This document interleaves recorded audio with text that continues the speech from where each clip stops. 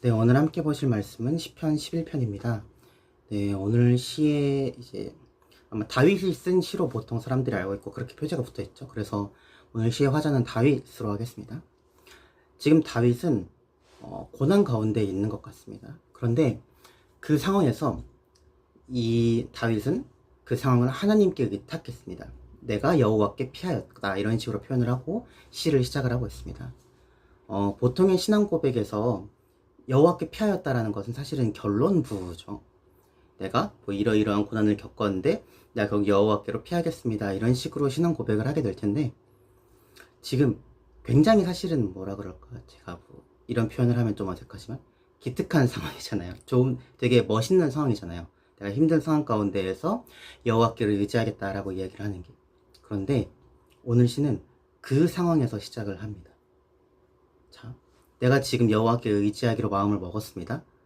그런데 여전히 그렇게 의지한다고 고백을 했는데도 여전히 문제 상황이 남아 있습니다. 악인들이 지금 활의 시위를 먹이고 있고요. 눈앞에 있는 위협들, 어려운 문제들이 하나도 해결이 되지 않은 상황입니다. 그리고 여기에 대해서 주변 사람들이 이렇게 이야기를 하고 있습니다. 도망가라고. 여기에서는 이제 새같이 네 산으로 도망치라, 이런 식으로 얘기를 하는데, 이제 너가 안전하다고 생각하는 터로 도망가라, 이런 뜻입니다. 그 산이라는 게. 그런 것처럼 현실적인 방법들을 추천을 해주고 있는 것 같아요. 하나님을 의지하는 것 좋아. 너 기도하는 것 좋은데 그래도 너가 좀 더 적극적으로 이 상황을 타개해야 되지 않겠니? 라고 들립니다. 그리고 이런 조언을 하는 사람들은 악인들은 아닌 것 같아요. 오히려 이제 화자의 상황을 굉장히 염려하고 있고, 아마 다윗이 지금 다윗 상황이라고 친다면은 최측근이나 아니면은 지인들이 말을 해주고 있는 거예요. 조언을 해주고 있고 도와주고 싶어하는 마음이 있는 것 같습니다. 그리고 이 말은 굉장히 현실적이죠. 악인들이 지금 화살을 겨누고 있으면 도망가야죠. 그리고 정직한 자를 지금 몰래 공격하려고 하고 있고, 지금 이 다윗이 있던 공동체를 지탱하던 터가 이제 무너지면은 다윗이 뭘 할 수 있겠냐라는 거예요. 도망치는 것이 가장 합리적인 선택으로 보입니다. 우리가 하나님께 다가가겠다, 하나님을 의지하겠다라고 결심을 했을 때 사실은 이 결심을 흔드는 게 아이러니하게도 우리를 걱정해주는 사람들인 경우가 생각보다 많습니다. 우리를 진심으로 걱정해주는 그 말들과 그 행동들이 우리가 하나님을 의지하겠다라고 결단한 그것들을 흔드는 경우가 굉장히 많아요. 그리고 제일 큰 문제는 우리가 그게 맞는 말인지 아닌지를 정확하게 분간하는 게 참 어려운 일이라는 거예요. 어떻게 보면은 내가 지금 하나님을 의지하겠다라고 이야기하면서 내 판단을 포기하는 것은 아니란 일일 수도 있잖아요. 우리가 하나님의 방식을 알 수가 없어요. 내가 드린 기도가, 내가 하나님 의지하겠다라고 한 기도가 정말 하나님의 뜻에 맞는지 확신하기도 참 어렵고요. 하나님을 의지한다라고 고백을 했지만 내 눈앞의 상황이 하나도 나아지지 않았다면은 내가 맞는 고백을 한 건지, 맞는 의지를 한 건지가 참 판단하기 어려워집니다. 그렇다면은 우리는 어떻게 해야 될까요? 그 상황에서 하나님 의지하겠다라고 했는데 나를 흔드는 이 상황에서. 그래서 시를 한번 다시 쭉 살펴보면요, 화자는 그 상황에서 하나님이 어디에 계신지를 먼저 살펴보고 있는데요. 하나님이 어디에 계시나요? 4절에 하나님은 그의 성전에 계시고 하늘 보좌에 앉아 계십니다.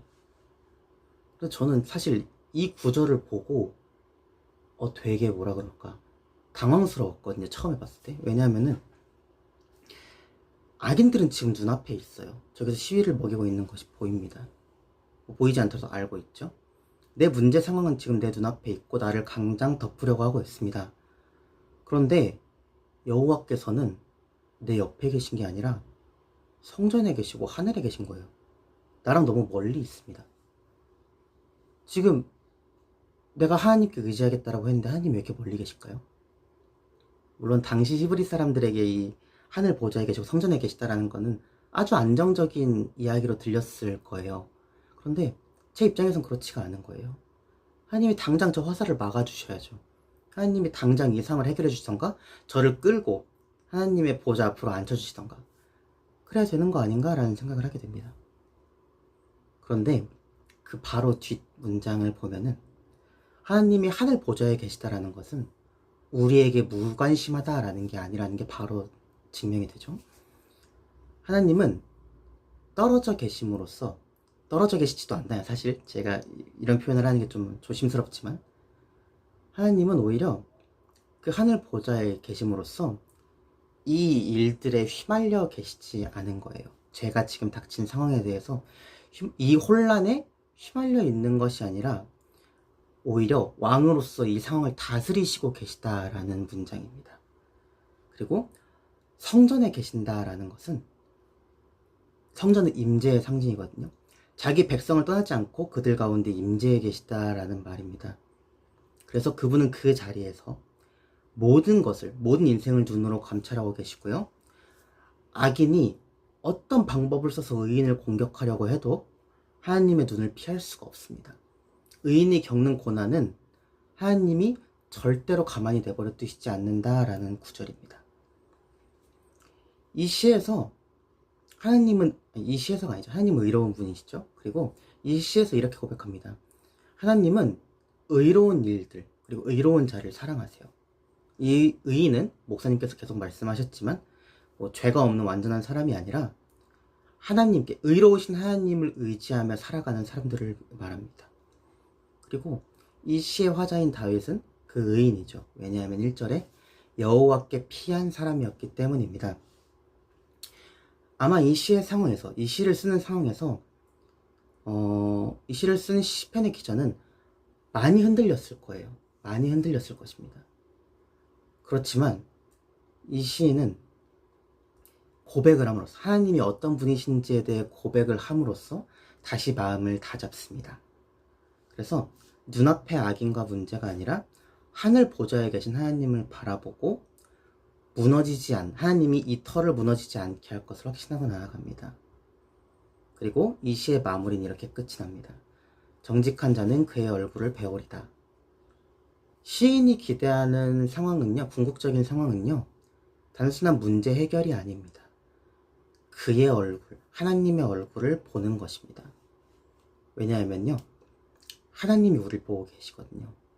그 하나님이 우리를 보고 있다는 사실을 알고 싶은 것이기도 하고요. 그리고 우리 인생의 목표가 결국은 하나님과 대면하고 하나님과 함께 사는 것이기 때문입니다.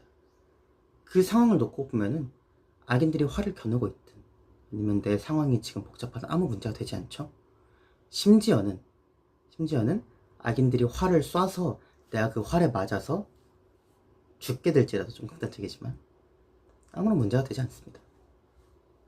아무런 문제가 되지 않습니다. 하나님이 나를 보고 계시니까, 하나님이 그것을 허락하셨을 테니까, 그리고 그것은 하나님의 영광을 위한 일이었을 테고 나에게 가장 좋은 길이었기 때문입니다. 였을 것이기 때문입니다.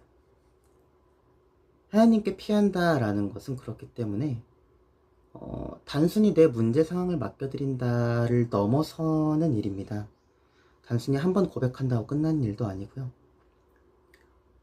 우리가 끊임없이 흔들릴지라도 끊임없이 하나님께 피한다라고 고백함으로써 궁극적으로 여전히 우리를 보고 계신 하나님의 얼굴을 마주보는 것이 우리의 목표가 되는 것입니다. 오늘 하루 하나님께 우리의 삶을 맡겨드리는, 그래서 하나님의 얼굴을 뵙는 우리 성도님들이 되기를 축복합니다. 함께 기도하겠습니다.